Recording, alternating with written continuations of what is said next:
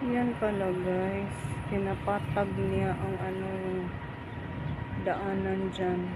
Baka yan yung isang cause na medyo maingay sa gabi. At least okay na rin yung daan dyan. Pinapatag nila. Binubungkal, tas patagin ulit. Diba? Punta ulit tayo sa grocery guys. Dito tayo dadaan. Ito yung usual na daanan. Punta tayo dun sa SM. Pero tinanggal nila yung pangalan ng SM. Baka palitan. 10 magbukas ang SM eh. Kaya medyo mainit-init na.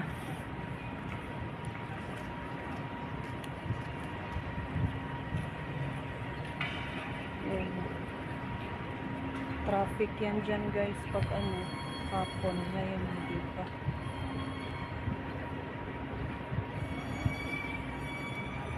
Ito naman sa kabila. Yan yung shadow natin. Pag pumunta dyan,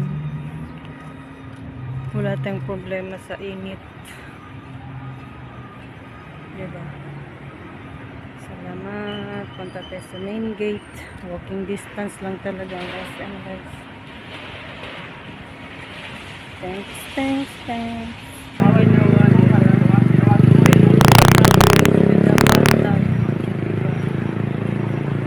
ganda na din yan. Pero pinakartan nyo na. Tapos, Yung ano yan, ito yan. Sinagayan dito. Tapos yun, doon sa kabila. Diba, ano yan? Diba? Tapos tayo, pupunta doon sa kabila. Daanin natin yung mga sasakyan. Ito yung main gate ng mga guards nandyan. Tutulong yan sa mga may mga bit-bit. Daming SM. Sige na.